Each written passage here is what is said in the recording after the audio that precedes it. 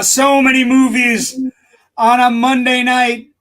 Rich, I can't believe what I just did. Hello, so sir. many movies on a Monday night. Welcome to Generation Movie with my good friend and my good co-host, Rich Drees. Happy 1 year anniversary to you, Rich. Thank you. Happy we are anniversary. 1 year in, and just so we're clear, even though we've done the show for 1 year, JW can still mess up and do stupid things like not starting the live button while we're talking. But hey, that's just me. I was super excited. We are 1 year in. Let me have a little time to talk to you about the idea of broadcasting and what it means. Well, it is. I'm sorry. I'm JW Colwell. This is Rich Drees. We are broadcasting Generation Movies tonight. And thank you for joining us. This is our 45th episode, Rich. And I had a good game plan for tonight, and I ruined it because I didn't hit go live. But I'm going to ask you a question like you didn't know the answer, and you're going to give the exact same answer. We're gonna replicate this. So, Rich, of all the movies we've done, first off, what was the first movie we did? And you got it wrong. So, you got it right. You got it right. That's correct. Yeah, Conan was the first movie we did. Conan was the first movie we did a year ago, 45 episodes in. But the question I asked secondly, while we were talking just to ourselves, was basically, what is our most watched episode according to the YouTube numbers? And this one's a shocker. Like this one's, I bet $100 that doesn't really exist because again, we're not actually there. And then I bet $100 that you wouldn't get it. I was right, but I didn't take the bet, so I don't owe you $100. Yeah, you don't know. Yeah, well, I know. I said I'd give you $100 if you got it right. The episode that is our most watched episode is the movie Last American Virgin, which is just wild. I don't know. Maybe somebody got confused, thought it was something porn, maybe, and clicked in. I don't know. But if they were looking for porn, they were very disappointed. Very disappointed with just us talking about a movie about, with very heavy themes for a teen comedy from the 80s. But other movies that did very well for us, Fast Times at Ridgemont High, Conan, the first episode, and a couple of The World According to Garp, oddly enough, did very well for us as well, which is kind of wild considering all the movies we've done. But, I'm wondering if that's just there's not as much discussion about The World According to Garp as there probably is people talking about Blade Runner online. Well, that's what I mean. Maybe. I don't know. But it is good to be on the Indie Escape Network. We're thankful for our first year and hopefully many more. If you like the Indie Escape Network, by all means, you can pay attention to the Indie Escape Network. We have a wonderful YouTube channel where you find the Indie Escape Network. All of our episodes are there. 44 up until tonight. Tonight's number 45. We're super happy to be here. We also have the Indie Escape Network Facebook page where you can find all kinds of cool things about what's happening on the network. We have, a lot of good shows that are in the works, and we have shows that we're working on, and we have our show, which is kind of like the studious, looking at movies through a historical lens kind of show, which is super fun, that I love doing every week with you. And we have commenters early. Ken McKerner, good evening, friends. Good evening, Ken. Thank you for joining us. Hey, Jamie Hill, congratulations. Thank you, Jamie. Congratulations. I know you're having a big year as well. Thank you for joining us, and we're happy to have you on the network. Kathy Frazier, good evening, everyone. Thank you, Kathy. Hey, Kath. And then Joe, good evening, gentlemen. Happy 1 year anniversary on the Indie Escape Network. Yeah, Joe, thanks for having us. We're appreciative of you and everything about the network, and we enjoy our time here. We do need to start tonight off a little bit like on a down note. Like shocking news out of Italy today. Ray Stevenson, who's not that old, Rich. 58. 58, a great character actor. Punisher, Warzone. One of those weird cult Punisher movies because he plays it a little bit differently. He's, of course, in King Arthur. He's in the Thor, some of the Thor films, the HBO series Rome. He has a major role in the upcoming Ahsoka Star Wars show. He died in Italy. We don't know what the cause of death is, but he is one of those indelible Irish character actors that found a way into American mainstream movies. And I was in shock when I read it because there was no, like, we heard he's sick or any, it just kind of like flashed 58 gone. Posthumous credits are going to be the Ahsoka show and a couple other things that he was working on. But kind of a shocking, and it's in Italy, so it's like I don't, you know what I mean? Like, it's weird. I don't know. I don't know what to make of it, but also you and I are close to pushing that age, and I was just like, that's kind of depressing. He also was he was also recently in RRR, right? Mm-hmm. As Governor Scott Buxton. And he did voices on Star Wars Rebels, Star Wars Clone Wars. So I mean, it's kind of one of the shows that I thought he was fantastic in was Rome. He was the sidekick to Trevor McKidd's character. And it kind of like, I don't know. It's weird when folks die that are too young to, like, when some actors pass away, you expect it. And then when actors do, like when Chadwick Boseman went, it was a shocker, right? Yeah. Oh, and this is kind of in that regard as well, because he played all of these very broad, heroic, some non-heroic characters, but all like well groomed, athletic build characters. And I think it's a weird kind of like, I'm sad for it. You know what I mean? Like, sad that he's not going to get to do more. Sad that he's not going to get to do more. Mm-hmm. That's completely understandable. It's not even like we're not going to get more performances. He's not going to get that chance to continue to exercise those talents in a field that he obviously loved and was really good at. It's, I mean, we're fortunate that we have the things that he did already and a few things that, haven't been released yet that are coming. And yeah, watching those will be bittersweet. But because if he especially kills it in Ahsoka, we're going to be like, because there potential for Sith characters to not die is rather high. So it's like, it might change a little bit of his story in that regards. But he had some great roles, and he's a character actor that, found a lot of success, had a decent amount of, pull, 2 Marvel roles, like, one of those actors that got to play Marvel for two different companies. You know what I mean? Like, got to play for the Marvel Cinematic and then the Punisher Warzone, which again, I would recommend to people because it's kind of a weird Punisher movie that's kind of, it's not as grimy as the other Punisher movies. And it's like Alexander did some magic with that movie. That's what I mean. Like, it is one of those. It's one of those underrated movies that I don't think people talking of. And I think Rome is also one of those movies, the shows that came out from the HBO, like the HBO crown of shows that underrated now with what they got away with, what they were able to do and pull off for all the seasons of that show. Also, all the voice acting he did for Rebels and the Clone Wars. And so he did, he was all over the pop culture landscape, which is, going to be a fitting tribute for him. But tonight is also about the Bat again. We're working.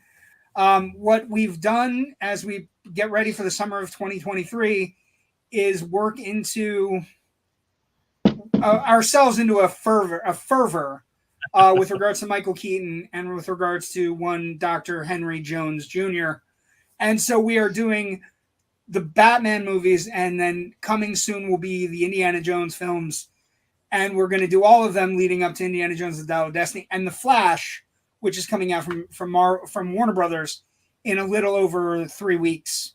So exciting times. But tonight belongs to one of the redheaded stepchildren of comic book sequels, Rich.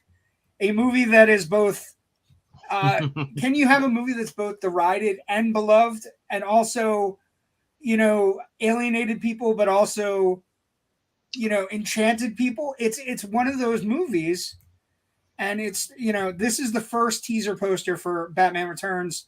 And I remember when I saw it in the theater, I thought it was so cool that they took the original poster and covered it in snow or whatever they used for snow.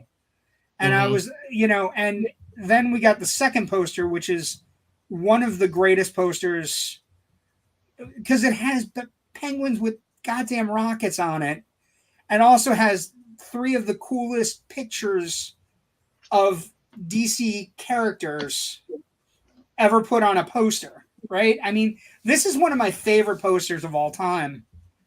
In a sense, because it's just everything you need to know about the movie is right on the poster, right? Mm-hmm.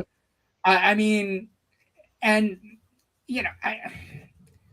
we always start these discussions, these wonderful discussions we have with production, and the interesting side here, right? When you make a giant, big budget box office behemoth that is Batman 1989, you get power, Rich. You get power that you never thought you'd ever have. When you walk into the suits, and the suits say, "Hey, what do you want? I don't want John Peters on my set. He's the producer of the film. Well, let's make him executive producer." Okay, that happens. I know Sam Hamm understands Batman and everything, but I don't really like his script, so I'd like another guy to take a shot at the script. Which is, I mean, I read Sam's original draft for Batman 2. Well, when it was called Batman 2. And I read it years ago, so I'm kind of didn't have a chance to reread it recently. I kind of skimmed it. You're a busy guy. We do research, but not. I gave it a quick skim earlier this evening, though. It still had Penguin and Catwoman as the primary villains. Right. Once again, he was trying to get Dick Grayson / Robin into this movie. And Marlon Wayans actually has residuals from the contract he signed for the original Batman. So for not doing a thing, he never got on film for Tim Burton. So yeah, Dick Grayson is part but isn't part of this foray. The original draft also had Vicky Vale in it. And it kind of dealt with like a lost secret about the 5 founding families of Gotham, including the Waynes, and there was something that was buried under Wayne Manor. Yes, a treasure hunt, so to speak. Yeah. And but with Batman, and all sorts of shenanigans ensue. Yeah, kind of like the Court of Owls, and kind of like earlier versions of Batman Begins, actually, where you focus on the early portion of the Wayne Empire. But they give the writing duties over to Daniel Waters, and Daniel Waters is a phenomenal screenwriter. I love Heathers like the next person. But Daniel Waters hates Batman. Obviously. And he frankly, when he's offered the job, he says, "I hate Batman. I want nothing to do with Batman." And yet Tim Burton goes, "I still want you to take a crack at the script." And what I find fascinating about the production on this is that these two guys, he brings Waters in to hammer out some pieces of the Ham script and cut things out and fix things and move things along. But Waters states to Burton, "I don't want anything to do with the first movie," so Vale gets cut. "I don't want anything to do with Batman as a iconic comic book hero. I'm just going to focus my movie that has Batman in it." Again, I'm always fascinated when we have a Batman movie that tends to shy away from Batman. Mm-hmm. Because you can never, ever shy away from Batman, Rich. Like, when you put Batman in a movie, it still is a Batman movie or a Batman show. It's like, remember when you used to watch Gotham and everybody was like, "Oh, it's fascinating because all the characters or whatever." The show only got better at any point was when the kid put on a mask and acted like Batman. That's it. I will disagree with you in part because I thought the first year and a half of Gotham was really good when it dealt with just the crime families and Gordon trying to deal with police corruption.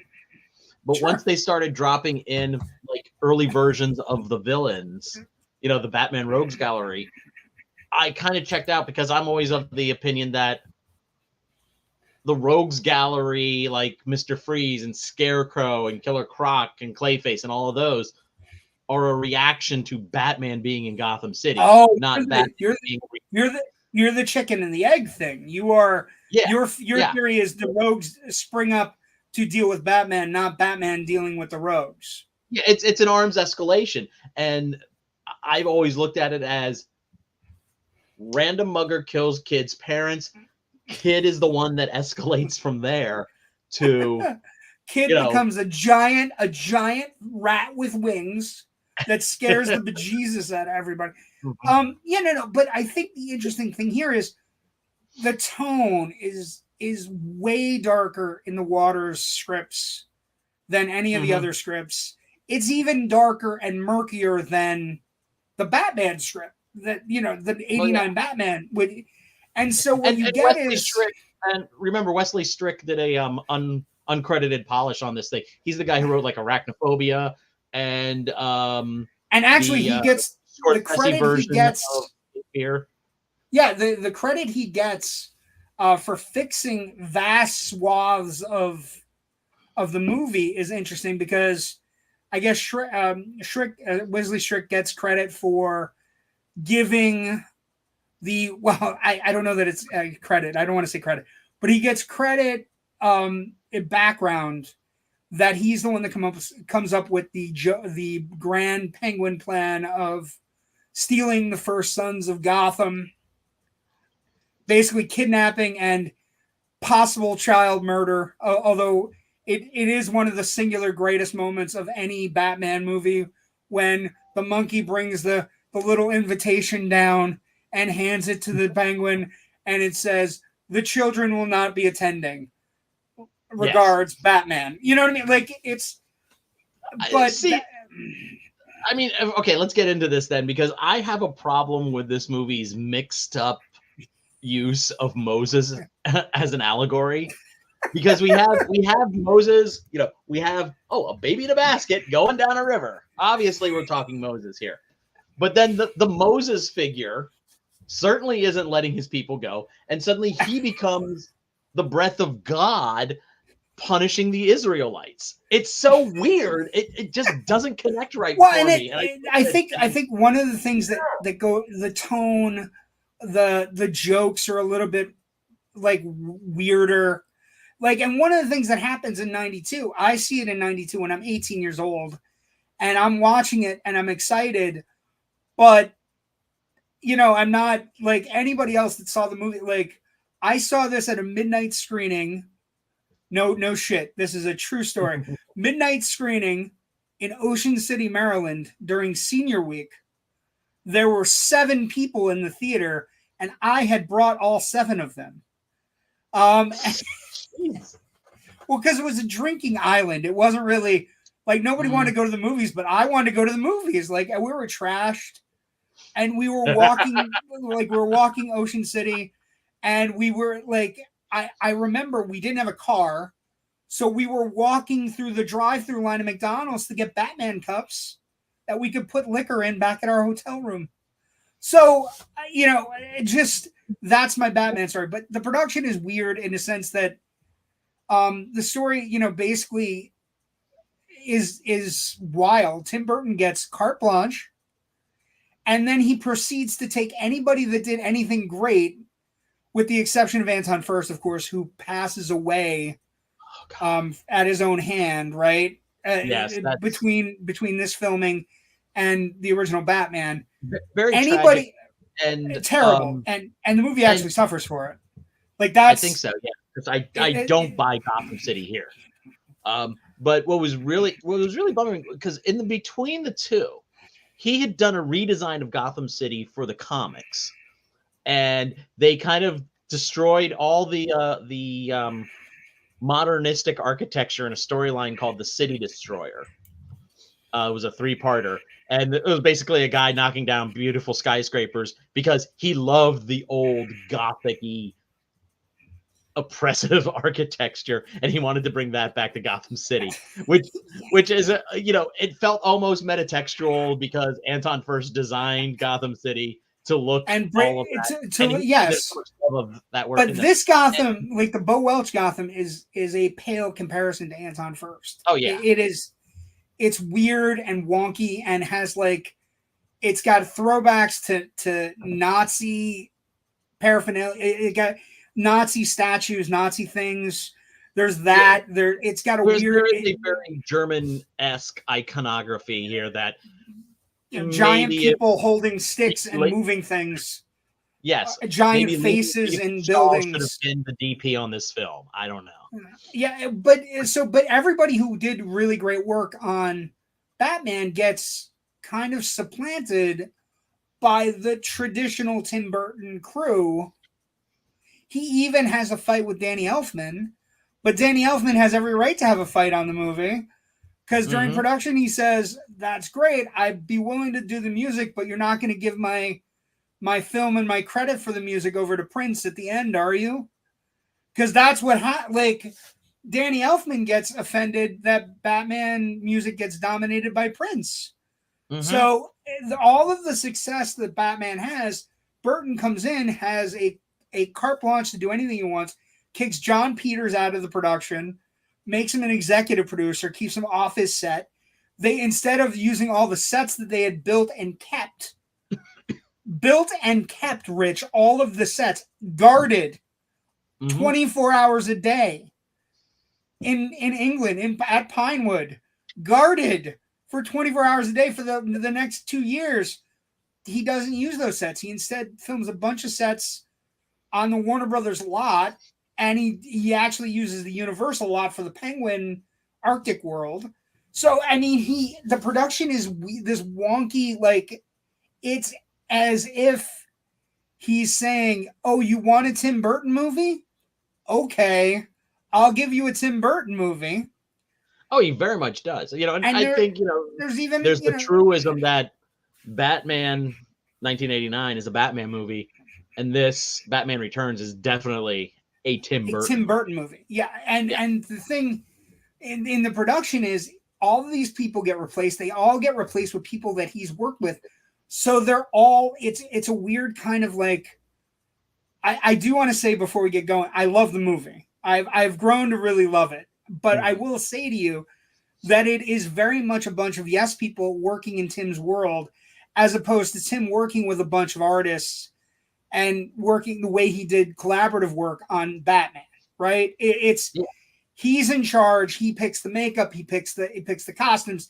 He picks everything. He picks the writer that he loves from Heathers, and Heathers is a great, wonderfully dark comedy about teen suicide that is a perfect example of somebody who should not be making a Batman movie. I'll admit, I'm kind of mixed on this movie. I think there are some things that are really great in it. There's some interesting themes. I think it goes into places that no other Batman movie has dared to do, and I like that about it. I think there's some goofy things. I think he plays a little too much into the camp at times. I hate that all the people from the circus that are Penguin's henchmen seem to know how to override Batman's electronics in the car and everything else. There's a lot of dumb the poodle lady you just want to punch. But when that little you're right, though, you're right. When you talk about the design, it's very much like a Tim Burton's, all of Tim Burton's sketches come to life the same way Beetlejuice or Edward Scissorhands. Look at the Penguin's umbrella. They're very deep scallops on the outside of the umbrella going around. Yes. Whereas in the first Batman movie, especially in that opening scene, where it's kind of rainy and they're zipping around Gotham, they're just standard umbrellas with maybe a little bit of a scallop, on each segment or straight across. Yeah. But this is very much that's a very Tim Burton-y feeling. No, and that's that he has this is a real interesting thing. This is a thing where a director gets control of something. Ken writes, Gotham said was huge. Over 50% of the Warner Brothers lot was used. Yeah. Also, and some of the and good chunks of the Universal lot, including a set that was so cold during production that the only person that was remotely comfortable was Danny DeVito because he was padded. He was in a giant suit, and he was the only one that wasn't cold all the time. But yeah, I mean, the other production story that has to be talked about, these characters were everybody wanted them. Once Batman hits, right, and Nicholson makes $50 to $90 million, depending on what you said. The casting, everybody comes out. Original choices for the Penguin, Marlon Brando. Can you fucking imagine, Rich? No. Marlon Brando as the Penguin. I think that's also one of the weird things about the movie. The Danny Waters choice of making the Penguin opposed to just a monocled gangster type that sells arms and does all the things he does now, or in the animated show steals birds on a regular basis. Making him Aquatic Bird Boy is a weird choice. Now the only thing they got going, can you imagine Brando? Warner Brothers had put out a list of Dustin Hoffman, Christopher Lloyd, and De Niro. And once Waters basically made him into a deformed human-bird hybrid, everybody else was out except for Danny DeVito. And even DeVito wasn't sure until Nicholson said it would be the best thing going for you.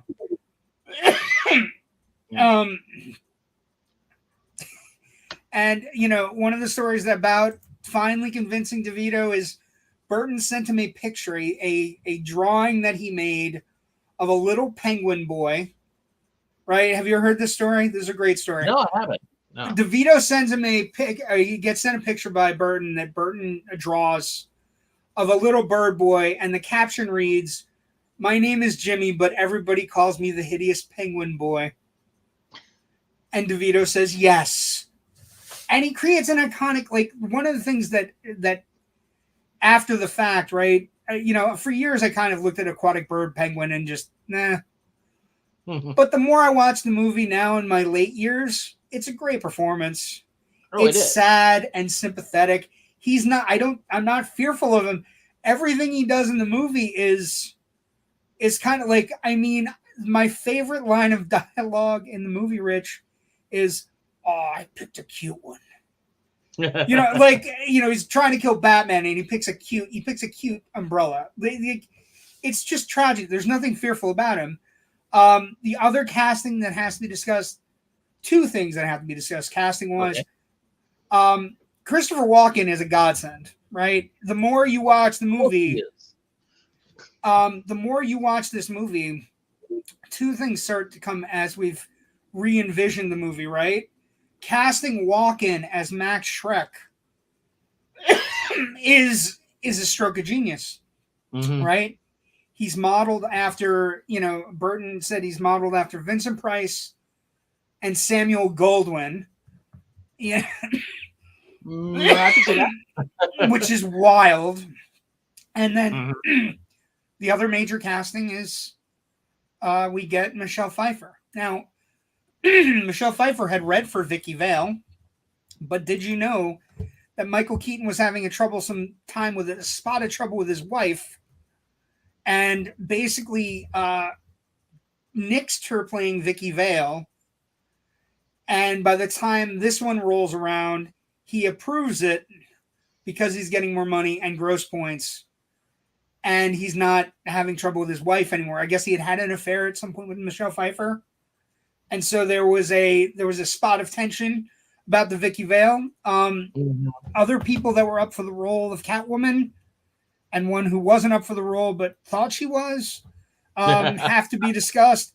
Annette Bening, of course, got pregnant with Warren Beatty's child, so she lost out. I actually think she would have been okay. I think she would have been an interesting take. Like, I think she could have held a candle to Selena Kyle. That's Michelle Pfeiffer's version. Other actresses: Ellen Barkin, Cher, everybody. Bridget Fonda, Jennifer Jason Leigh, Madonna, Julie Newmar herself, Lena Oland, Susan Sarandon, Raquel Welch, and even Kim Basinger all had the idea that, and the idea if you're going to cast Basinger as Catwoman, it would have had some sort of tie to Vicky Vale, I guess, which could have been interesting, I guess.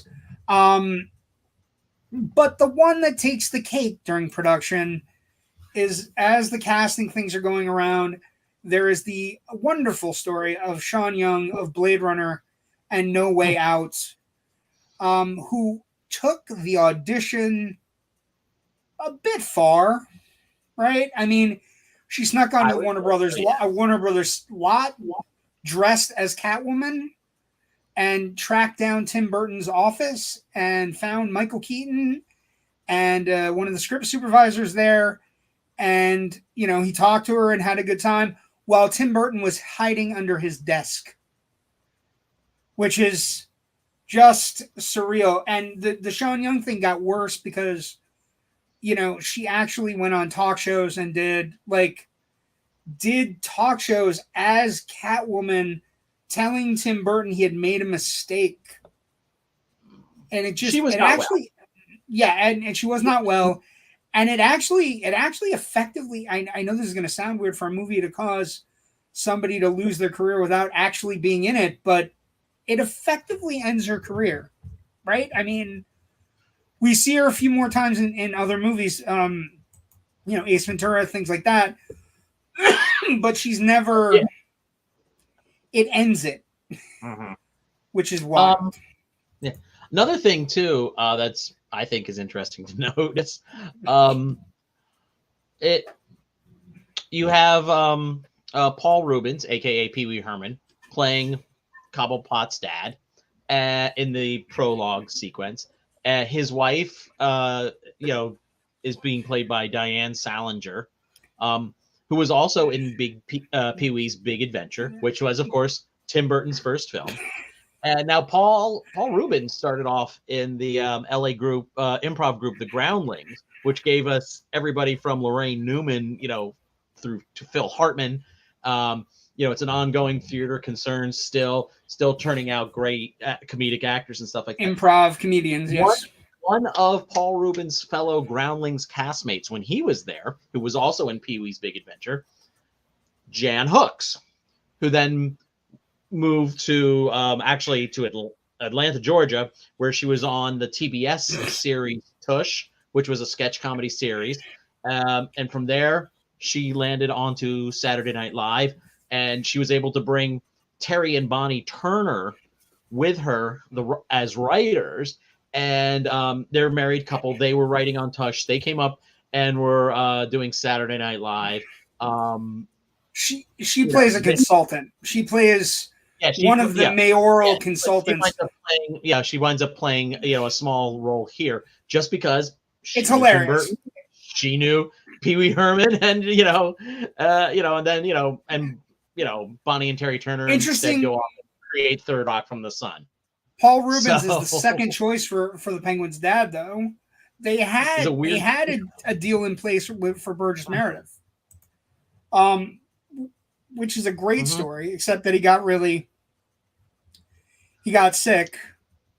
He was going to play the Penguins' dad, make a cameo, but he got sick, which would have been great because of course he was the original Penguin on the Batman '60s TV show.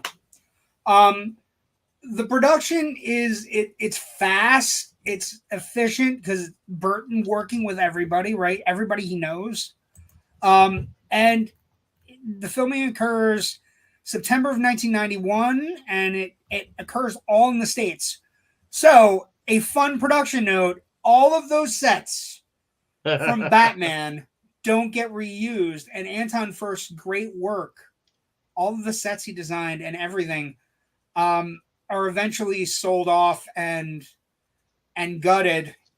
Although, you know, one of the things that comes out is that all the sets from the two Burton Batman movies were gutted and all of the wood and everything was provided to Habitat for Humanity, which is a great story.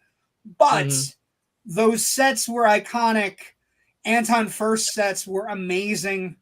You know what I mean? Like, that's why the Batcave looks different too, which always felt weird to me. That it's like, did he totally redesign the Batcave or dig out a whole new section? What's going on here? Like, and it's like only 3 years between the movies, so it's a weird decision to make. And the filming all being in the States.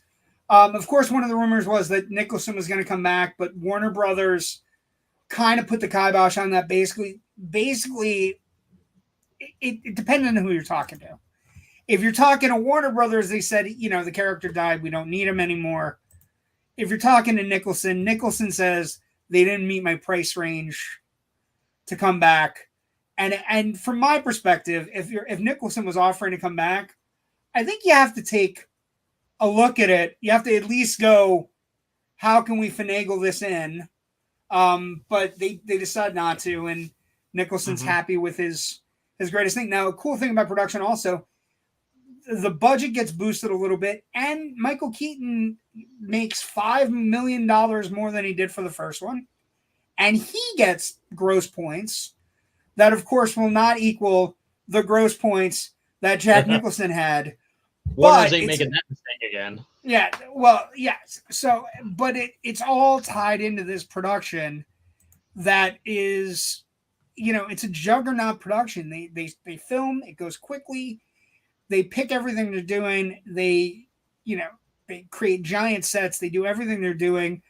Another area of production that's super incredible, the sheer number of suits that had to be made for all of the 3 actors playing the principals.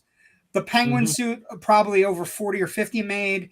Catwoman suit, anywhere from an abject 40 to 70 suits are made because those suits, one, didn't retain moisture well, is the direct quote. That when Michelle Pfeiffer would put them on, she would be covered from head to toe by her dresser in powder, put the suit on, and once she sweat or did anything in the suit at all, any liquid or anything in the latex, basically they would have to rip the suit off of her after the scenes were shot, and no suit was basically used twice because of the material that it was made from. The kitschy BDSM, whatever way you want to look at it, latex Catwoman outfit. And another great story about Pfeiffer, who is the unsung hero of the movie, right? She comes in, she learns fight choreography specifically from her stunt double, and does a bangarang job of, basically coming in, and once she gets the part, she goes all in, right? I mean, she really goes. She learned how to use her ass off. She knows how to use. Right, Kathy Long was her stunt double, who is also a master of the bullwhip, and teaches her how to use it. So that sequence and I know you know this, the sequence where she knocks the heads off the dummies. That's what I was bringing up. Actually. That's exactly the sequence that they shot where she knocks the heads off the dummies. That is real. One take, Rich. There's a great video floating around online, shot from the lighting rafters of the set, and you can watch her just come in, knock all 4 off, and then do the skip rope out, and then you hear cut, and the whole crew explodes into loses their fucking minds, Rich, because it's awesome. And that's one thing during production. She is game. She, the production stories about Michelle Pfeiffer alone are enough to make you love the movie.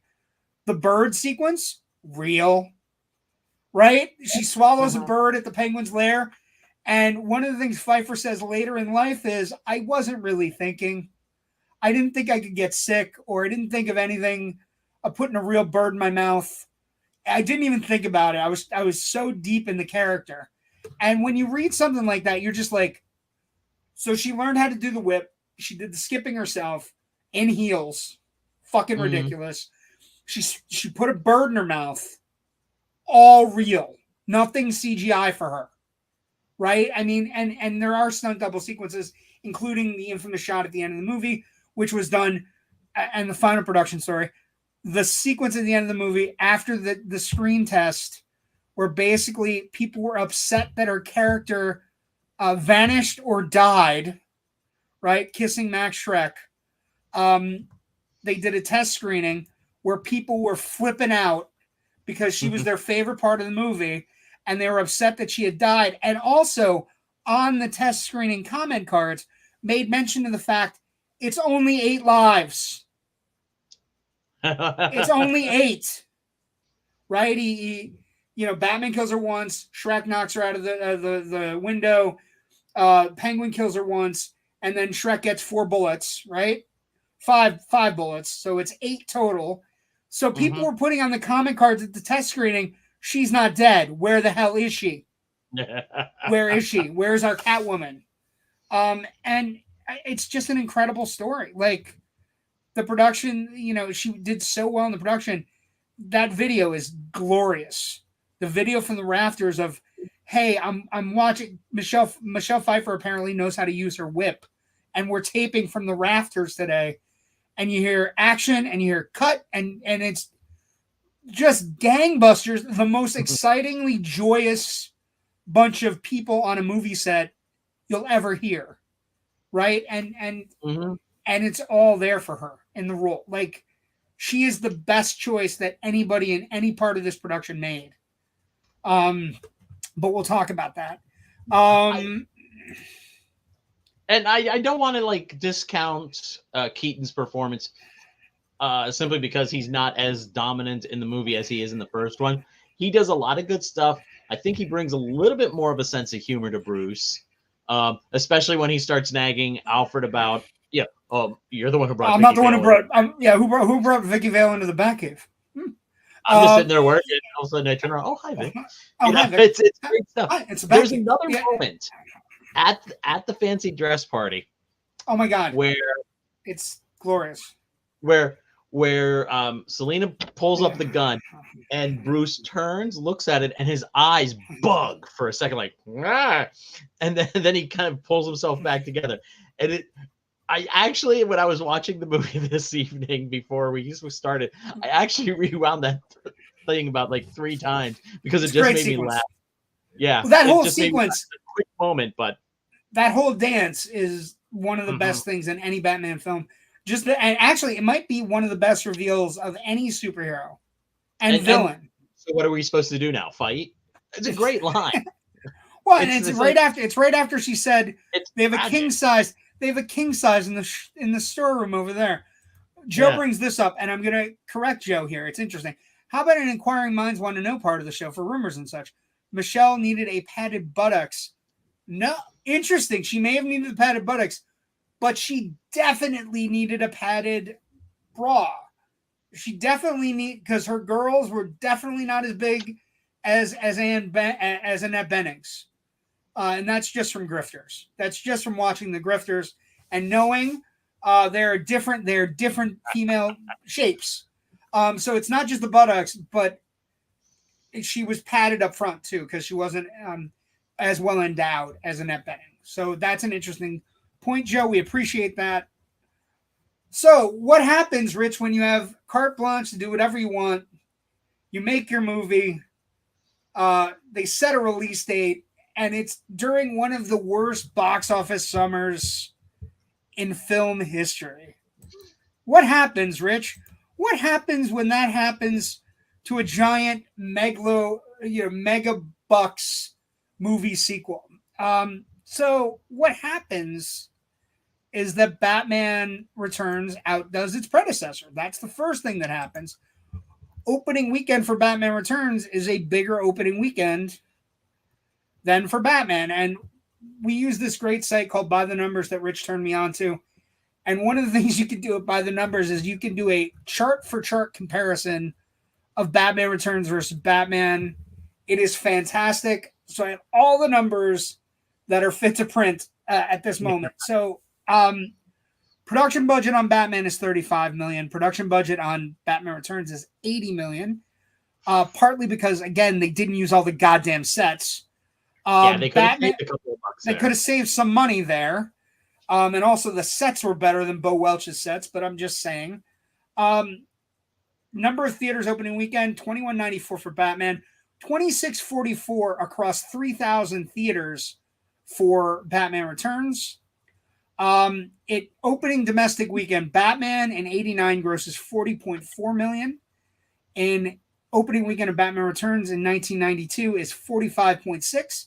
At that time, the highest grossing opening weekend in film history, and it would later be beat by what, Rich? What movie the following year beat the Batman Returns at the box office for the highest grossing opening weekend? I mean, we're far past this point, but the movie that came out in 93 that did it. I'm trying to remember. Was Jurassic Park 93? Yeah, Jurassic Park was 93, and Jurassic Park is the answer. That's why you're good. That's why we do this show together. So $45 million. The budget's $80. So the budget's almost double, more than double of the original budget. And then, what happens to Batman Returns is that it becomes a law of diminishing returns sequel, right? It becomes, it's wild, Rich, that the domestic box office gross ends up being $162 million versus Batman's $251. So we're talking almost $100 million less with a $5 million opening weekend, a $5 million more opening weekend. The inflation adjusted domestic box office, $577 for Batman, $359 for Batman Returns. International box office, instead of $160 million for Batman, we get $103 million. So it goes from $411 million worldwide to $266. And everybody is disappointed at Warner Brothers. And we're going to talk about the legacy of that disappointment in a few minutes. But the numbers are astounding. That the $45 million opening weekend is almost 60% of its total domestic gross, 61% of its opening gross. It only lasts about 4 weeks. And with this, it only does 3 times its production budget. And, we've talked about this a lot on the show. A movie to be a massive hit has to get a 10 multiple, right? About it, anywhere from 7 to 10 multiple of its budget usually works. And this is only 3%, 3 times the budget. Averages about 5 weeks. I mean, it's breaking even, but it's not. It's not the return on investment that they got with Batman. And Batman, considering how considerably cheaper it was, and when you hear the stories of the production about all the different things that had to be, all of the things that were done to placate Tim Burton, when you put the numbers together, Bo Welch comes in and redesigns all the sets. So they don't use all the sets. The costumes they choose for the Penguin and Batman and Catwoman on this movie, for the Catwoman and Penguin, they have to make multiple suits because the suits are so goddamn uncomfortable that they can't reuse them. Mm-hmm. Right? So it's a series of weird things.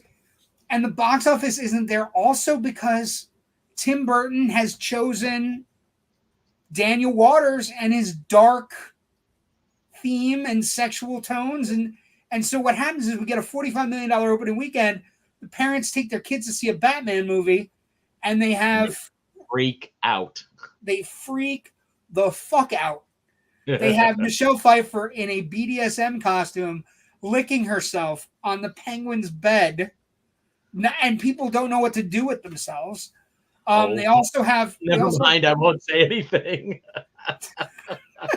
Well, they do know what to do with themselves, but they don't want their kids doing it. And so you have a weird... They wind up like Pee Wee Herman in the movie theater. Yes. You have a weird combination, a confluence of events of a director getting everything he wants, and then the box office result isn't as great.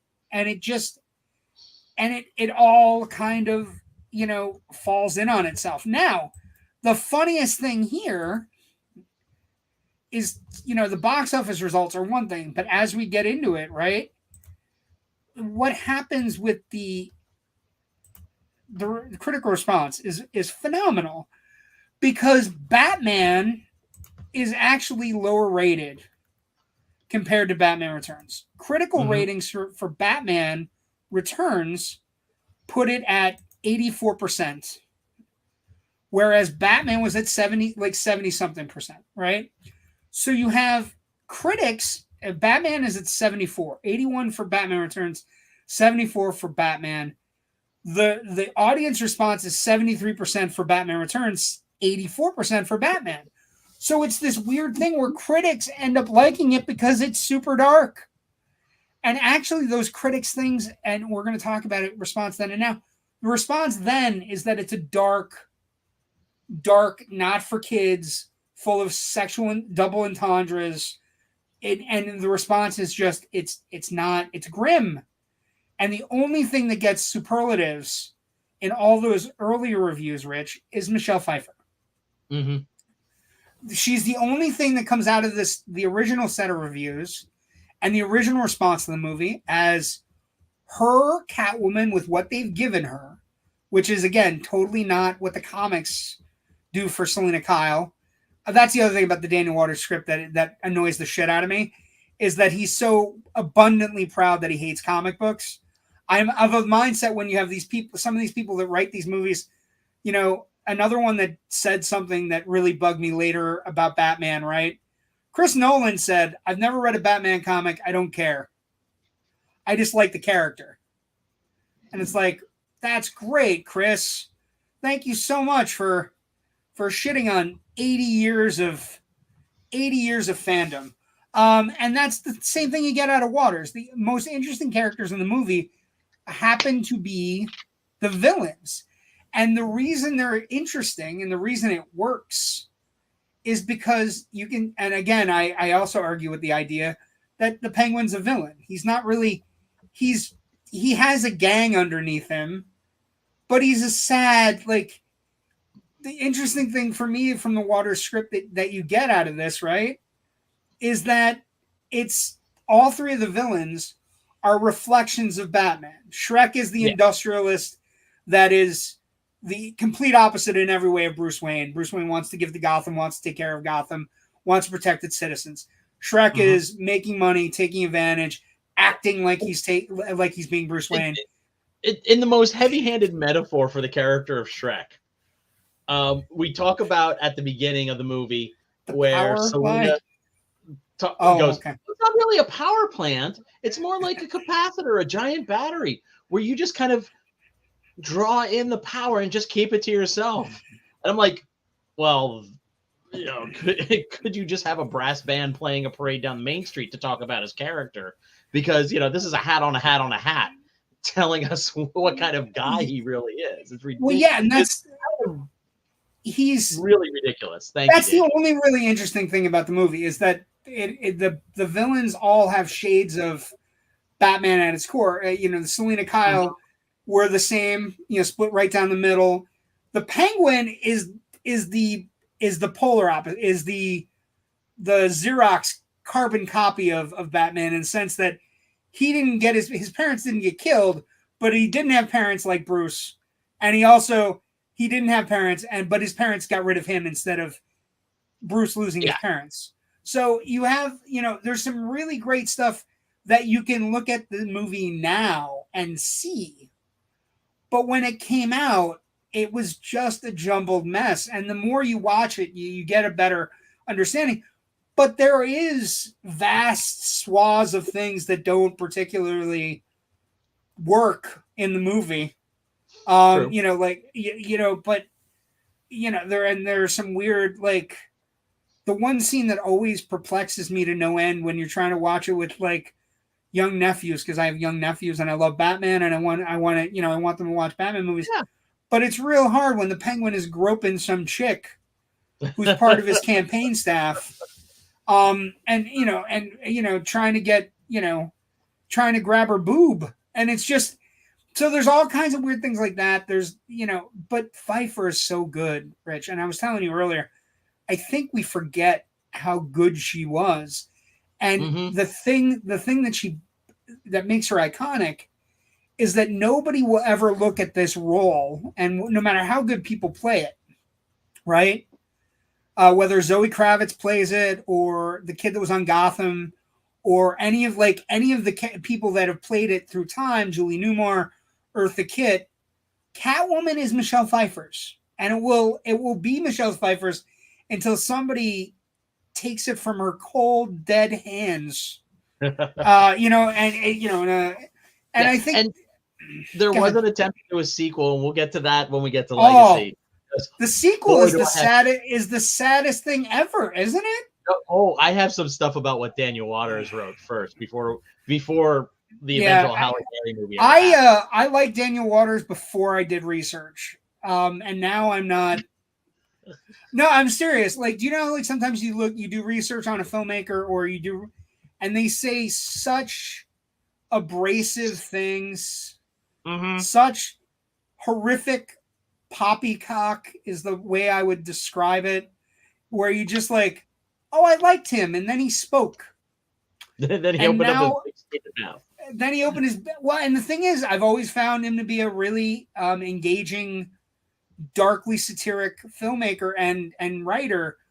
But everything he wrote of anything he talked about in interviews or anything about Batman or the writing process on this film is just like the disregard he has for Sam Hamm, and the disregard he has for Wesley Strick, and the disregard he had at some point for Tim Burton too, because Burton didn't take all of his ideas, right?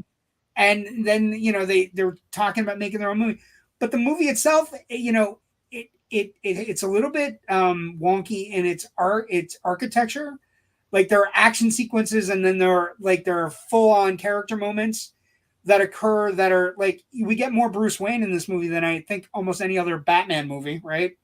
Where he's, he gets to be in a board meeting with Shrek, and he flips a report at him very aggressively, where it's like, I know you're trying to steal power. I don't know why. I don't know what the angle is, but I don't like you. Like, it's very much a meeting that you would assume that Bruce Wayne would have with Lex Luthor.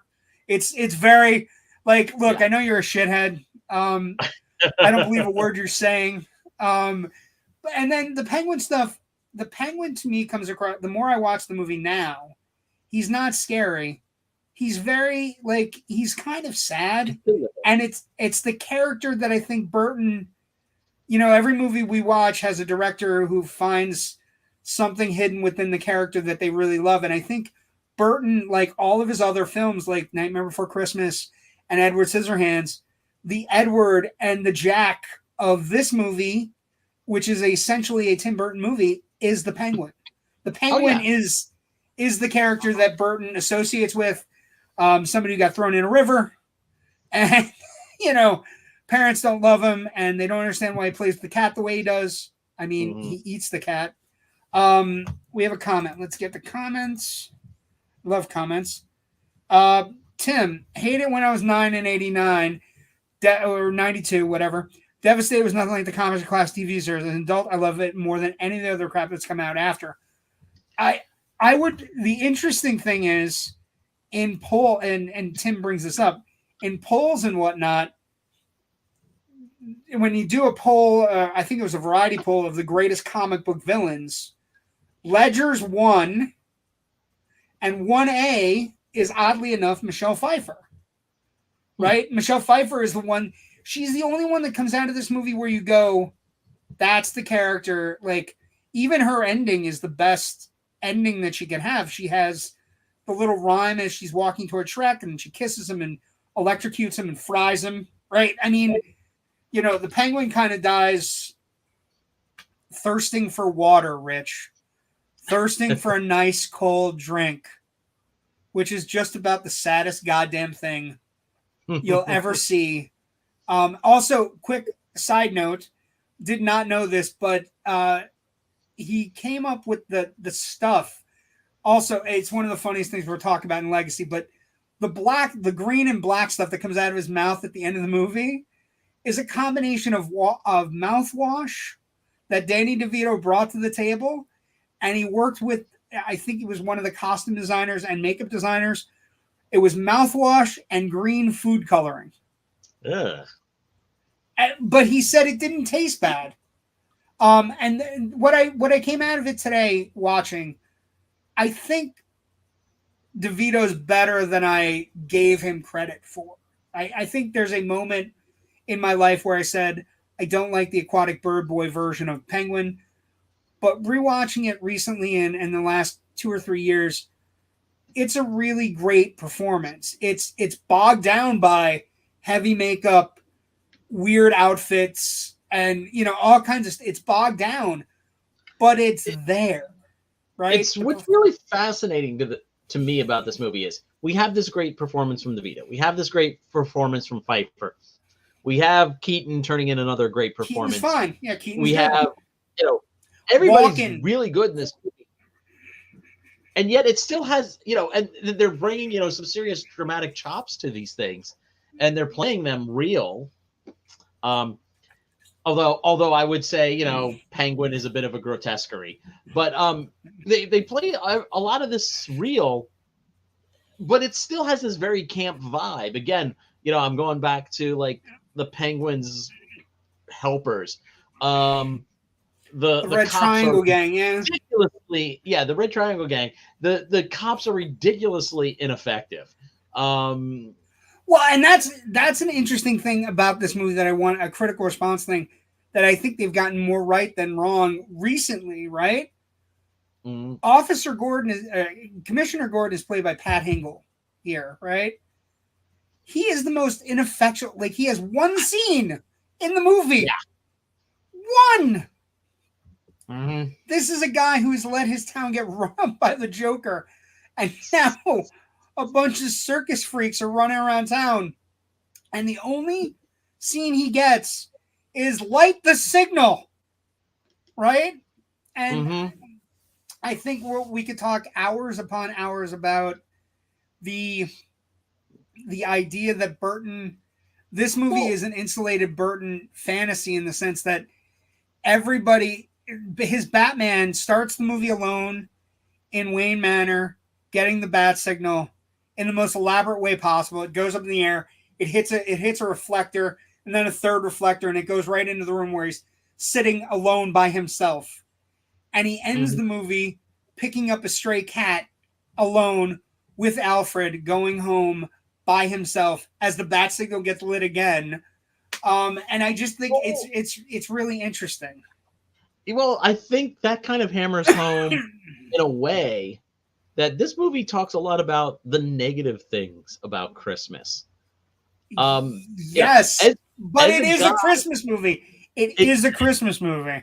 It's a Christmas movie. It's almost an anti-Christmas movie. Yes, because, I'll say, as a single guy, I've had great Christmases where I've been in a relationship with, or when I was married, and me and the girlfriend, me and the wife, we're all with family. It was great. There have been Christmases though where I have, just been single and wasn't going anywhere really, and everybody around me was like, oh, it's Christmas, we are happy and in love, and we are giving diamonds to each other, because the Beers family has conned America into doing that bullshit. And K. Every kiss begins with K. Every kiss begins with K. Oh, fuck that. So does a kick in the teeth. Also with a K, yes. Kick. Yes. I'll be honest, there have been some Christmases where I've been kind of like lonely. And I think this movie captures that idea really well for Bruce Wayne, who is lonely. And the idea that he has no real family. And it's the holiday time, and he's kind of just like, ugh.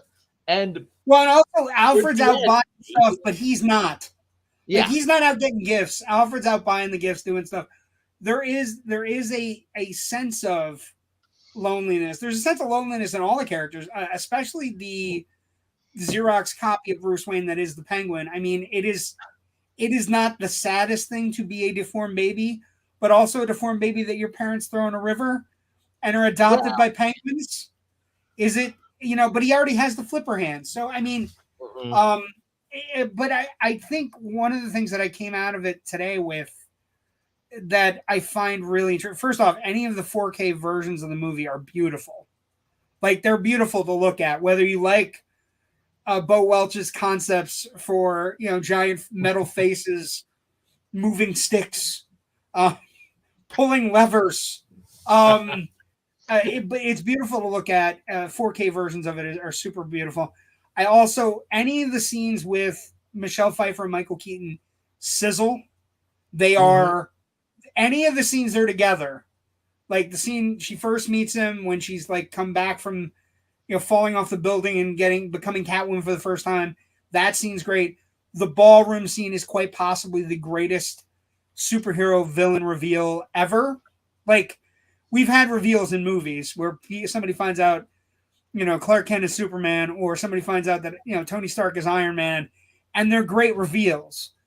But the idea that you're dancing with your prime villain and she delivers the greatest single line in the movie, which is, does this mean we have to fight now?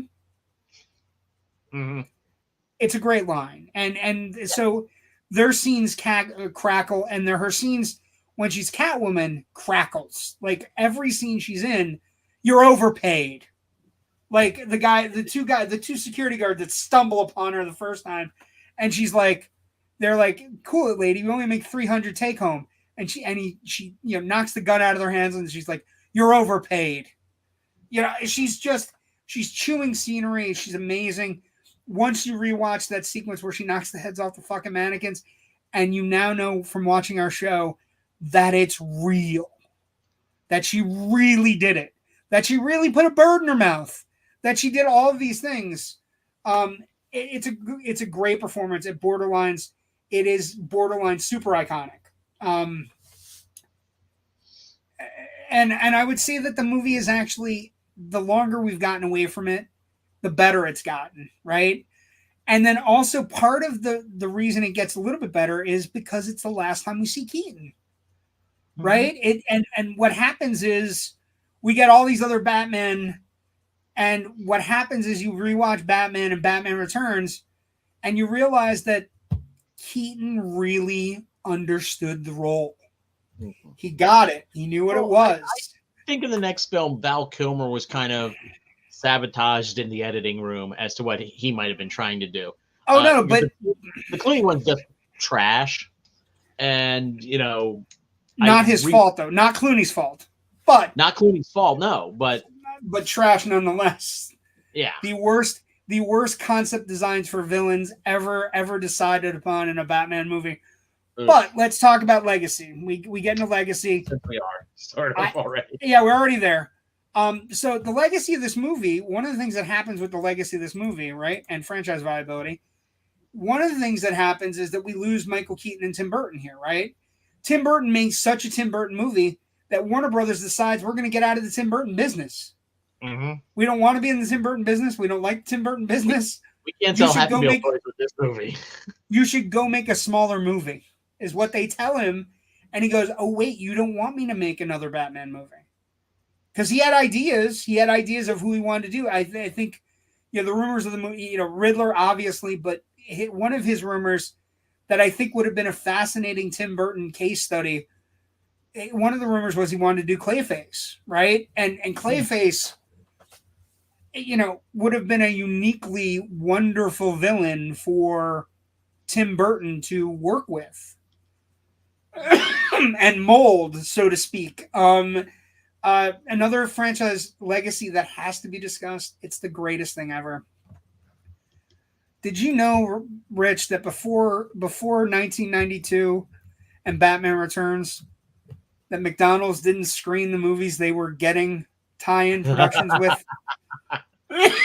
Oh, whatever caused them to change that policy?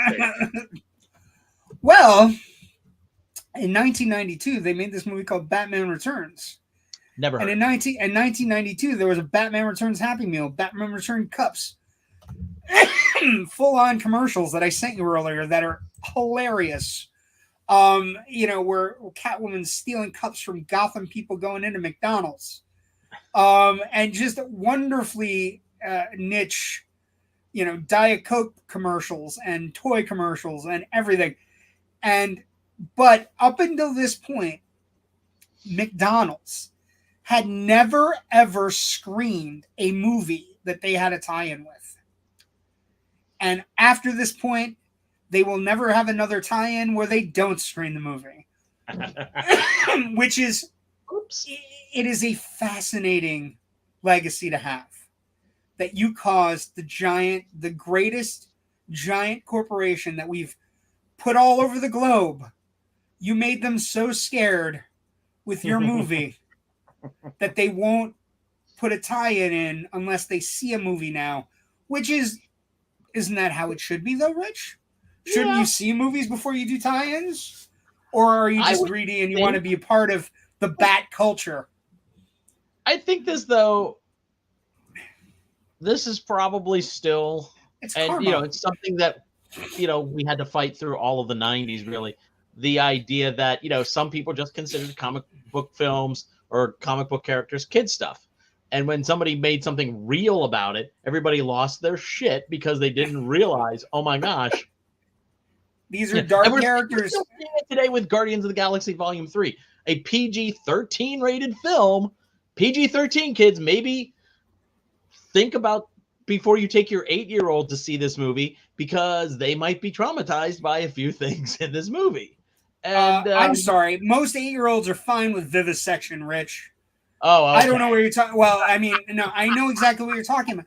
But even that legacy, like the idea of PG-13 and what you can get away with in PG-13, the idea that the legacy of this movie is that it effectively ends Tim Burton and Michael Keaton as Batman, because Keaton reads the script for Batman Forever or whatever it was called, Batman 3, whatever, and goes, this is a trash script. It's good for me. It's time for me to get out.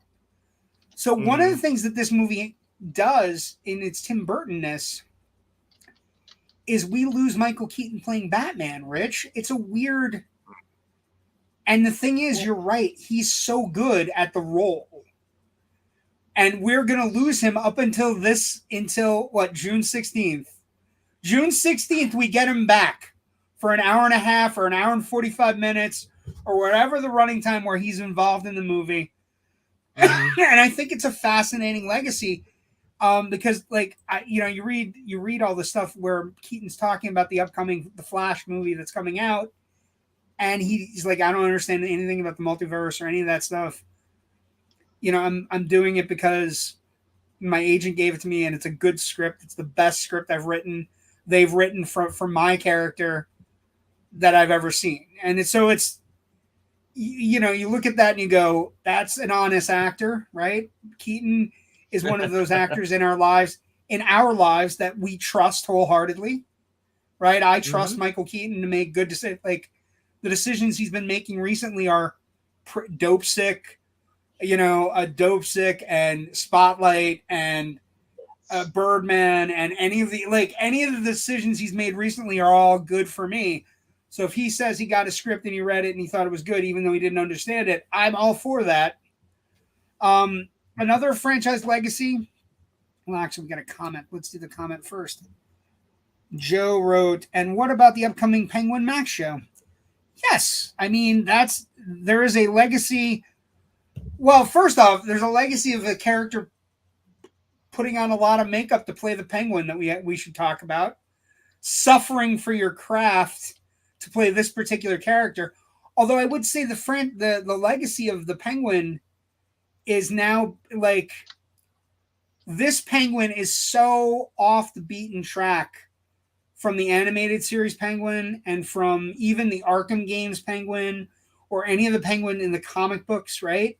It's so off the beaten track, it creates its own side multiverse for the character where you either have aquatic bird boy Penguin or you have, arms dealer, corrupt, guy who happens to like birds, gangster, right? I mean, yeah.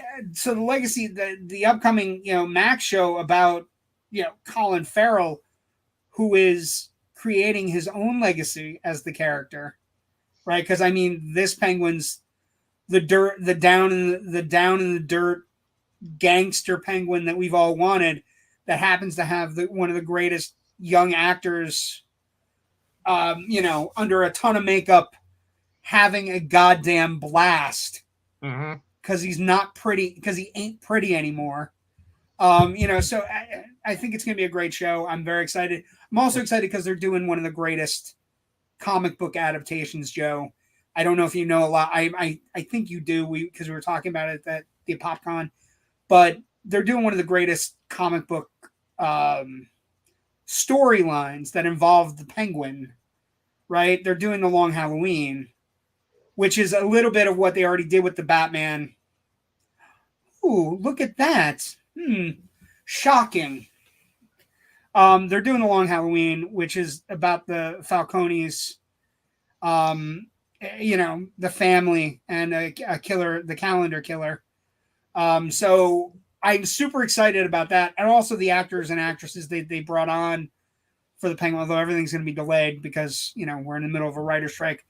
Viva la writers, WJI and strike. We stand with them.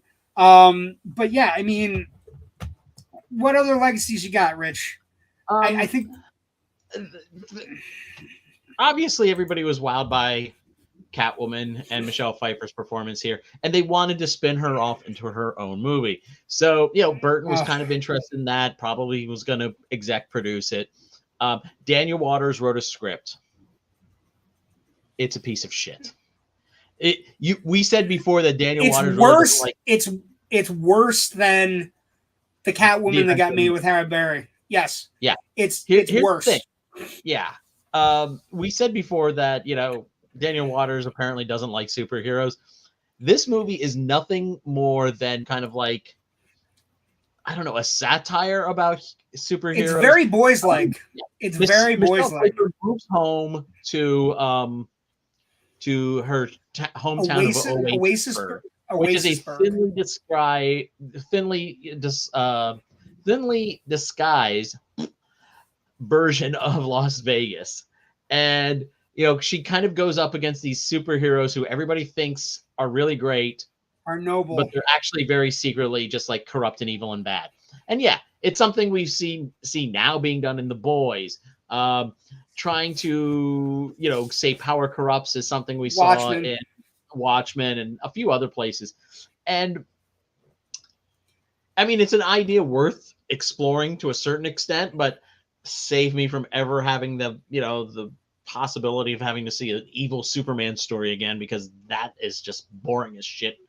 But this was done. How do you really feel? This was done not in a way that wants to examine the idea of superheroes or examine the idea that power corrupts. This was done very much with, I hate these characters and I hate these types of characters, and it was the Waters ripped contempt for its own subject matter. I really hated the damn thing when I read it. I've read it twice over the years because I went back to it again several years later. It's like, maybe I'm in the research here. No, it's garbage. And this is one of for writing this thing. This is one of the few weeks where we come out of a movie and I really dislike somebody that I originally liked. Waters and all of the stuff I read and all the research I did, Rich, he comes across as a petulant asshole. He comes across as the guy who wrote Heathers and knows he wrote Heathers. Is how he comes across. Yeah. But the sequel that we eventually get feels like it's kind of its own world, right? Wouldn't you say? Yeah, we get Batman Forever. It's like it reverts. No, I'm talking about the Catwoman sequel. Oh, it feels like it's its own world.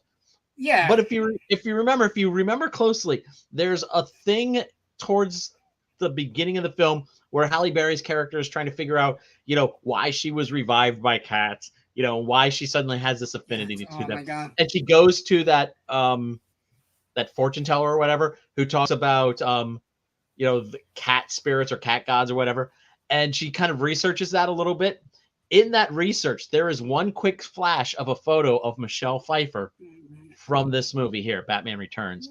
So technically, there is a third Batman 89 film out there in the Halle Berry Catwoman film. Well, and if you wanted to connect that thread. Well, the other why you would want to do that, I don't know, but the other interesting thread would be the CW. The CW in one of the Flash episodes has that Bruce Wayne and Selena Kyle are getting married. So they changed that though. Remember, this was for Crisis on Infinite Earths. Their crossover. Did they change it? That fucking ruins it for me. Newspaper God damn it, Rich. Because I can't remember why. I think because they didn't get permission to use either the name Bruce Wayne or the picture that they used. They didn't get permission, but they still had Robert Wool, the actor who played Alexander Knox, in the reporter in the first movie. He is the Earth 89, wink 89, representative there for wink, that. Wink, no judge. Yes, for the crossover.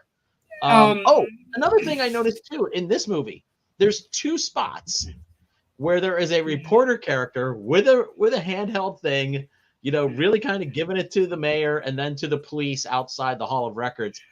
And I was like, was this originally supposed to be, Robert Wool's return to the franchise? So he's missed. You know what? He's really missed in the movie. Yeah. But I pulled up two separate drafts I have of Waters, version of the script. And that reporter doesn't appear in either version. So it was probably a late edition with Wesley Strick. I don't have a copy of his to see if it was, definitely, credited. Strick definitely, I will say, changed it or what they did there. Well, but and the other, we at least have an idea of the culprit as to who put that character there. But we don't know if their intention was to make that Knox. The other legacy is that this leads to, we have to talk about a brief legacy. Once Burton is not involved, we get Joel Schumacher, and we get Batman Forever, and we get Batman and Robin, we get nipples on bat suits, we get all kinds of weird shit. Because and to me, it's always I always look at it a little bit that Burton was selfish. Burton got carte blanche. He didn't really want to do Batman Returns because he didn't like to do sequels. And when he didn't like, the funny thing now, we're getting into the world where Tim Burton has to do sequels, right? We're now in a world where we're getting Beetlejuice 2 in a year, right? So that's an interesting thing. I hope he's way more into it than he was for this. But what I would also say is the franchise, it requires two drastic resets after these two movies are made. After Batman Forever, again, which is bogged down with it, they changed the script around and did a lot of cuts. We're eventually going to see the director's cut of that. But we get Batman Forever, Batman and Robin. That requires a hard reset. And we get Batman Begins, The Dark Knight Rises. Sorry. Fucking went up on that for a second.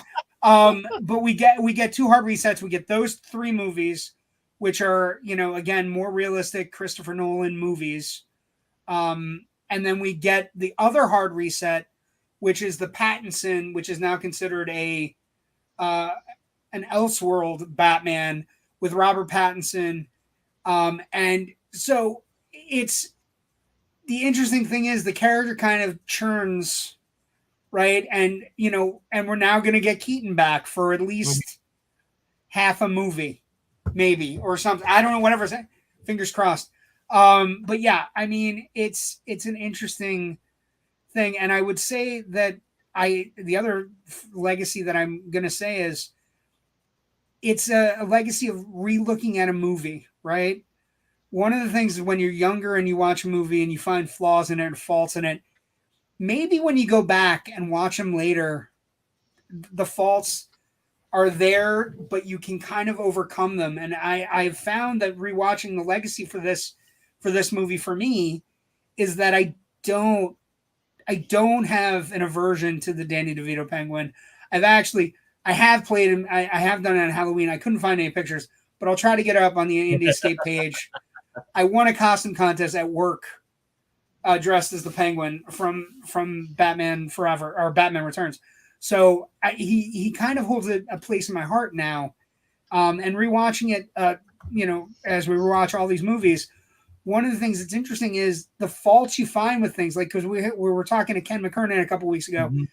Doesn't like Temple of Doom. Rewatching them, sometimes you get over those faults and go, maybe I don't necessarily hate this as like the same way I do, or maybe I've changed, or maybe how I perceive the movies change. And that's one of the things that makes our show, Generation Movies, so amazing, right? I hope. I hope it does at least. True. But I think that's a good place to end. What I do need to talk about really quick, a couple things. We are off next week. No show next week. We will be back. Yeah, it's a holiday. Rich and I are going to celebrate holiday weekend. Go out, have a cookout or two. Have a good time. Do something on Monday. Celebrate Memorial Day or Labor Day. No, what is it? Memorial Day. Celebrate Memorial Day. May for Memorial Day. Say something nice to a veteran. Take a veteran out for coffee. Buy a veteran a drink. Do something. We will be back in 2 weeks with, I don't know, Rich, just about, not just about, my favorite movie of all time, Rich. Like, it doesn't, for me, this particular movie, and first off, this is the right poster, by the way. I know there's a poster around that everybody shows that is this poster, right? This is a great poster, but this is the reissue poster. Mm-hmm. I love this poster. It's very busy, and it's very reminiscent of a lot of things we get now, but it's not my favorite poster. And the reason this is my favorite poster is because this is the poster my dad had at his theater in 1981 when I saw this. Also, it has, if you're paying really close attention to the poster, you'll see that Indy is hanging in the Well of Souls off of the R, which is the single greatest thing on a poster. It's one of my favorite things of all time. It also has the truck chase highly represented, which is the single greatest action sequence I feel in my lifetime. So we will be doing this in 2 weeks. We'll do Raiders, and the following week we will do Temple of Doom, or this Temple of Doom depending. But this was the cool poster that I love. And then we will do Last Crusade, and then we will do Kingdom of the Crystal Skull, all leading up to Indiana Jones and the Dial of Destiny and The Flash. The Flash will be first. Worlds Collide, only in cinemas June 16th. And then Indiana Jones and the Dial of Destiny dropping on June 30th. I got my tickets today. Tickets are on sale now for Indiana Jones and the Dial of Destiny. And we also have to make mention really quick of this big show coming up this week on the Indie Escape Network, Sticky Microphone. Wonderful group of people getting ready for Carolina Fear Fest. Actor and producer Brett Big Schwag Wagner from Texas Chainsaw Massacre 2003, Monster Garage, Fool's Paradise, Volition, The Evil 3. Actor Ron Fazio, who's an NFL player, also in Basket Case 2. And he was Toxie, and of course in the Toxic Avenger Part 2 and 3. And then producer and booking agent for Carolina Fear Fest, Matt Burns, will all be on the Sticky Microphone this week, talking about Carolina Fear Fest, which is a big horror convention going on in North Carolina that we are covering for them. So you got a lot of great names, and Wendy and Jamie and everybody doing a great job on the Sticky Microphone, and Joe and everybody doing a really great job. So tune into that on Thursday. Big movies opening up this week. Of course, Little Mermaid's opening up. Go fight about the color of a mermaid's skin, which is also translucent at some point. Sure, I think it's going to be good. I like the Melissa McCarthy casting. Rich, where can people find you if they want to do more about like your cool things? You just had a really, I can't remember what article I read, but you just had an article about, what did you put up for Film Buff Online the other day? Well, today. The other day, to celebrate the anniversary of the release of The Empire Strikes Back, we reran an article. I couldn't remember what it was, but it was good. We reran an article Bank of about America. how George Lucas, during the production of Empire, had to go to Bank of America for a loan, basically, to help finance the production. And when things started to slow down a little bit and they fell behind, Bank of America almost came in and shut the movie down. So the next time you're complaining about your Visa bill from Bank of America, just know that those bastards almost robbed us of the entire Star Wars franchise as well. Yeah, because not enough was done. One of the interesting things in the article is that not a lot of things were shot. Irvin Kershner the director of the film, was a notoriously slow shooter. Oh, good God, yeah. I mean, also, shooting film. Jesus. Yeah. That sounded bad. Also today on Film Buff Online, one of my dearest friends, Bill Gadavasquez, has a piece analyzing is really the cost that caused Star Wars Galactic Cruiser to kind of have to shut its doors at the end of September. The Disneyland attraction. Disaster. Just too damned expensive. He breaks that down and why that's an issue. There's a lot of other articles in there. I've got about 5 things I need to spend an hour each on to finish off to get them ready for you all. Some reviews coming up. I'm already starting to watch stuff for the Tribeca Film Festival, which is in 2.5 weeks, I think. I've already got like 1 or 2 documentaries on my docket. Did you get the Chasing Amy one? The Chasing Amy one. How was it good? I have not watched it yet. That's like tomorrow night's. Well, because we have. I can't even talk about that publicly until like I think the 9th of June. Well, we have friends. Just so we're clear, you have friends. We have friends from the network. Super cool. But where else can they find you, kid? So that's all on Film Buff Online. I also participate in 2 other podcasts. The first is the Big Picture podcast that I do with my bestest friend, Natasha Bogutsky. And that Troublemaker. Can be found at She's trouble. Or at the link at Film Buff Online.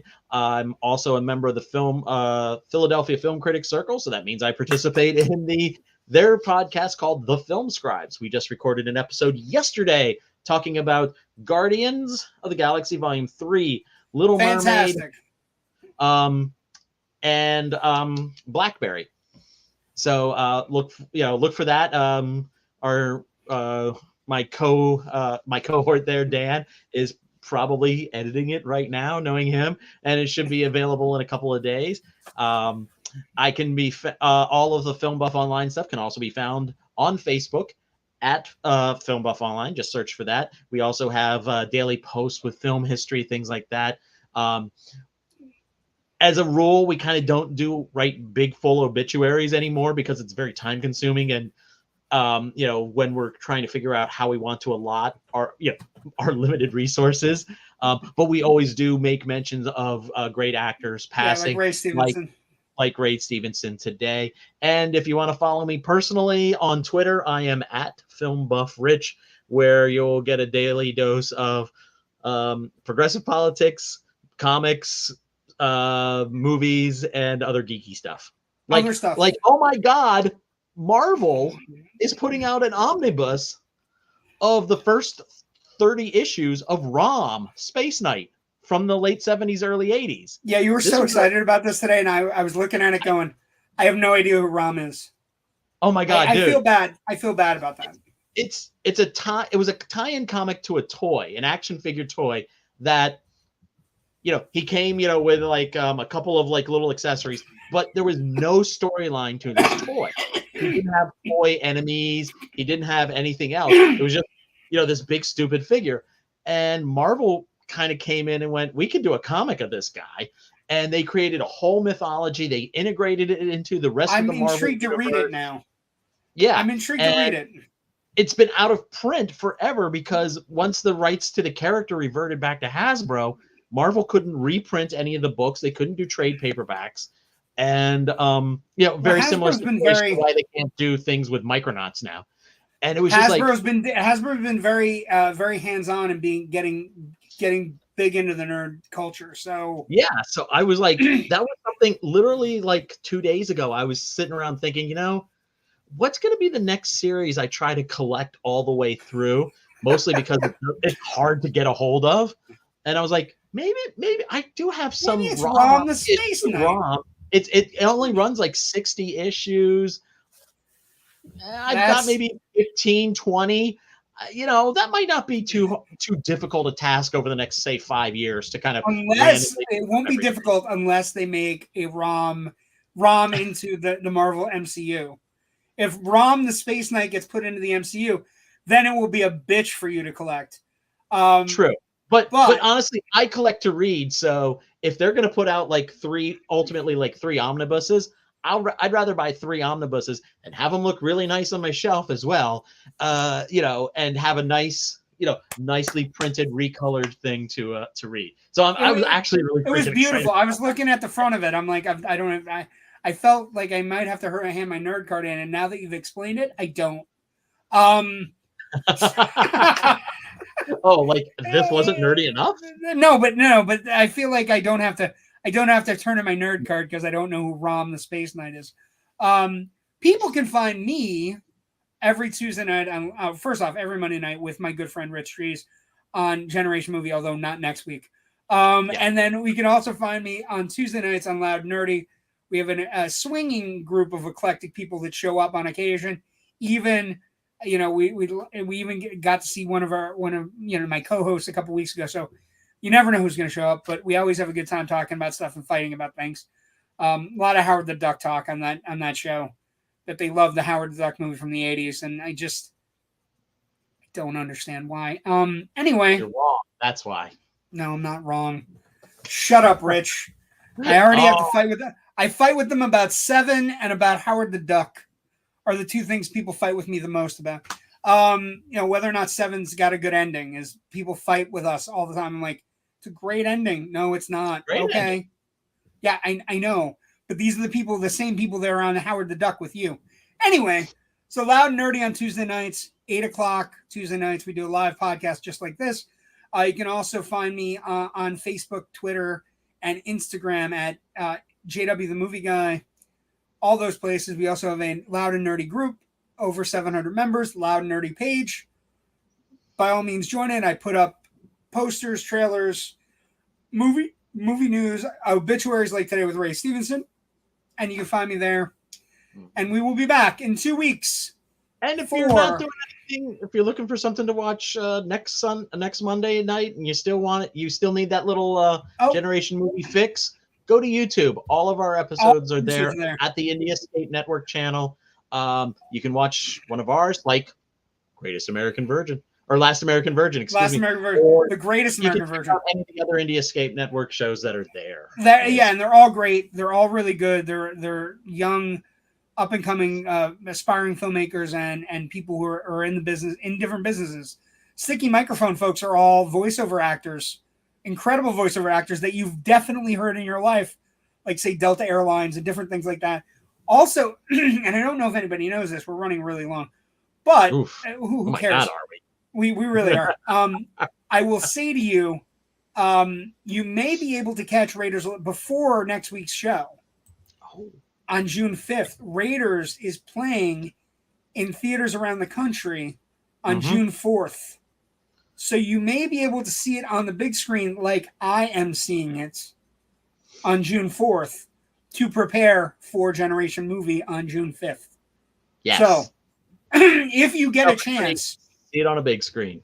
If you get a chance, go and see it on a big screen. I know there are a bunch of people who are talking about it when we're bringing up the fact that we're doing Raiders and Temple of Doom and all the Indiana Jones movies, that Raiders is going to be on a big screen. I bought my tickets for that. I have my tickets for that. I have my tickets. Raiders is one of those movies where if I know it's showing on a big screen within a 2-hour driving distance of me, I go. Gotta go. I'm here because it's fun. To Harrisburg and Lancaster, Philadelphia, and New York City to see Raiders on the Lost Ark. And the people coming out, the people who go in with you and the people coming out, everybody's talking and saying things. You walk out of it. I've seen it 2 or 3 times. They usually show it on Father's Day. I'm not going to lie. Every Father's Day, the Fathom Events people and some of the Flashback Cinema folks, they usually do an Indiana Jones movie on Father's Day. Sometimes it's The Last Crusade and sometimes it's Raiders. But Raiders is playing June 4th. If you get a chance, see it on a big screen. See with a big audience. Realize how great the truck chase looks on the big screen. Also realize how cool it is that Belloc has a fly in his mouth. It's one of the greatest things you could ever see on a big screen. But thank you for joining us tonight. We'll see everybody in 2 weeks. Quick comments before we go. Let's see. Awesome article. Yes, thank you, Joe. It is a bunch of great articles on Film Buff. Awesome show. Good night, gents. Good night, Joe. Night, Joe. And then Joe is laughing and crying, maybe because we went way over. But have a great night. Thanks for joining us. We'll see everybody in 2 weeks for Raiders.